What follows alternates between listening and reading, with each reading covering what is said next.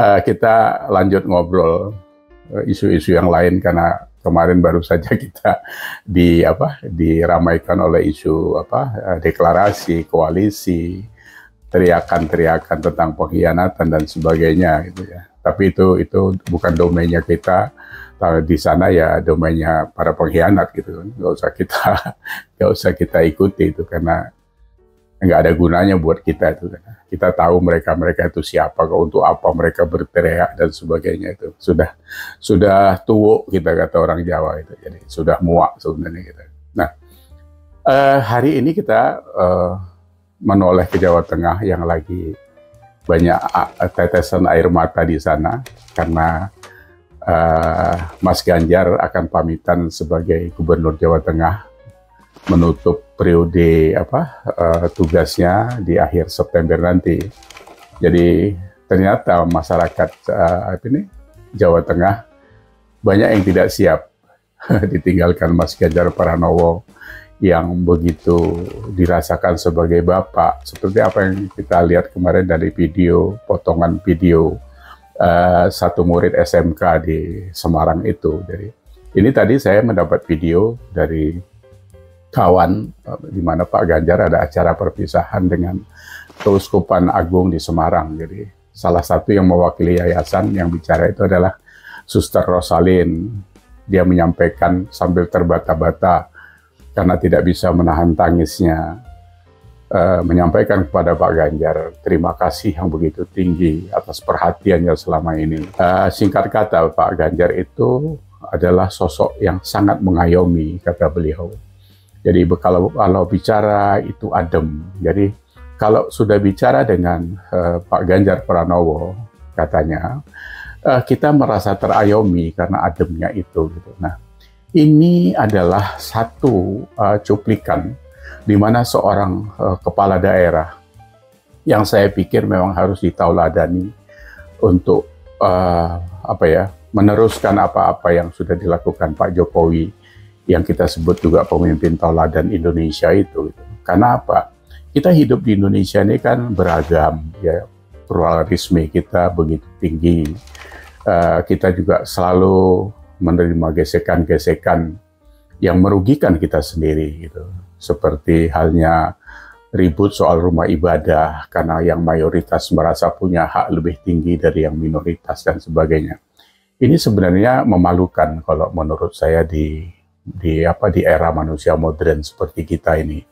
Orang-orang yang dulu kita anggap yang lebih terbelakang dari kita aja tidak seperti itu noraknya gitu kan. Masa sekarang beragama kok jadi ribut, rumah ibadah ditakuti dan sebagainya.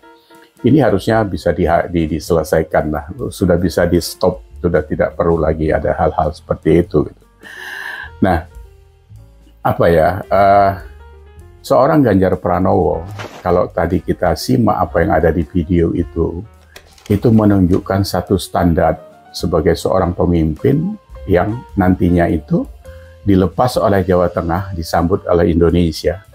Jadi kalau di Jawa Tengah Mas Ganjar atau Pak Ganjar selamat jalan Pak Ganjar di Indonesia, kita sebagai mayoritas di Indonesia, sebagai masyarakat Indonesia, ya harus mengatakan selamat datang di Indonesia buat Mas Ganjar Pranowo sebagai Presiden Republik Indonesia, meneruskan Pak Joko Widodo gitu. Nah, cuplikan yang lain tentang acara itu adalah satu pesan yang disampaikan oleh Romo Rupi namanya di situ. Mas Ganjar dapat replika kepala tongkat yang ada relief burung pelikan yang sedang menyakiti dirinya untuk melindungi anak-anaknya, memberi makan dan minum anak-anaknya. Ini sebenarnya pesan yang begitu dalam untuk seorang pemimpin. Jadi seorang pemimpin harus berani berkorban untuk rakyatnya. Jadi tidak malah ketakutan karena satu kesalahan terus anak buahnya ditinggalkan gitu ya. Ini Anda sudah tahu sendirilah. Itu anak buahnya dikorbankan, dia jalan-jalan ke luar negeri terus balik-balik mau jadi bos lagi gitu. Ini yang namanya apa? Bukan pejuang nih, ini pecundang gitu kan. Sekarang ini kan ada banyak kehadiran para pecundang yang seolah-olah jadi pejuang. Tapi kita sudah makin cerdas, anak-anak muda sekarang juga makin cerdas melihat itu. Semoga nanti ke depan kita tidak salah melihat orang dan menjadikannya sesuatu di negeri ini, gitu ya. Kita sudah apa ya? Sudah diajari Pak Jokowi juga bagaimana melihat pemimpin, rekam jejaknya dan sebagainya. Nah, kembali ke Jawa Tengah, sebenarnya saya lama mempelajari Mas Ganjar juga. Sama halnya waktu saya 2014 mempelajari siapa Pak Jokowi, sampai saya harus datang ke percetakan buku pertama yang diterbitkan gitu. Karena waktu itu tidak ada lagi stok di pasar, makanya saya khusus mencetak ulang buku itu. Saya baca satu malaman siapa Joko Widodo itu. Dari situ saya jatuh hati dan jatuh cinta kepada dia, yang saya waktu itu harapkan akan menjadi pemimpin besar. Dan alhamdulillah itu tidak salah. Dan kita 55% dari pemilih itu tidak salah memilih Joko Widodo sebagai presiden kita selama 2 periode itu. Nah, kita sekarang dihadapkan dalam kondisi yang sama.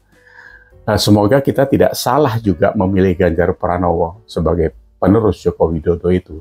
Karena saya pelajari latar belakangnya dari sejak kelahirannya, pendidikannya, bagaimana keluarganya, bagaimana istrinya, Ibu Atikoh itu adalah seorang putri yang diajarkan dengan aturan agama yang begitu ketat, tapi pendidikannya begitu meluas sampai S2-nya pun di Jepang. Sementara Mas Ganjar sendiri, seperti Anda ketahui, kalau Anda belum tahu, dia sendiri adalah salah satu buyutnya Sunan Kalijaga. Jadi tidak usah diragukan lagi itunya. Tapi saya pikir Mas Ganjar tidak harus membanggakan itu, dan orangnya tidak seperti itu. Dia akan humble, dia akan tetap seperti sekarang, jadi mengayomi, seperti yang disampaikan Keuskupan Agung di Semarang tadi itu. Jadi inilah calon pemimpin kita yang bisa, karena nanti setelah Jawa Tengah dengan 50 program yang sukses itu, mungkin nanti dia, bukan mungkin, ini akan di-copy paste dan dikembangkan di seluruh Indonesia menjadi 5.000 program yang akan sukses pada tahun dia memasuki tahun awal Ganjar Pranowo menjadi Presiden Republik Indonesia. Itu harapan kita dan itu doa kita. Jadi terima kasih Keuskupan Agung di Semarang yang telah mengapresiasi Pak Ganjar Pranowo. Semoga doa para romo, suster semua bisa diterima Tuhan Yang Maha Kuasa, dan doa kita semua dari rakyat Indonesia juga akan sama, karena kita sekarang sedang mempersiapkan pemimpin untuk Indonesia yang akan datang, meneruskan apa yang sudah dikerjakan oleh Pak Joko Widodo, yang selama ini kita selalu khawatir siapa penerusnya. Jadi kita harus yakinkan bahwa penerusnya adalah Ganjar Pranowo, ya, bukan yang lainnya. Yang lainnya itu biarin aja untuk urusan yang lain-lain juga. Gitu. Ya, jadi sekali lagi untuk anak-anak muda, saya pikir kita harus sepaham dengan ini semua. Semoga kita tidak salah dalam menetapkan pilihan untuk kelanjutan Indonesia yang bakal kalian pegang juga di kemudian hari. Demikian obrolan sore kita hari ini. Semoga semua informasi yang kita dapatkan ini bisa mencerahkan kita untuk kesehatan Indonesia, untuk kesuksesan Indonesia. Salam sukses Indonesia.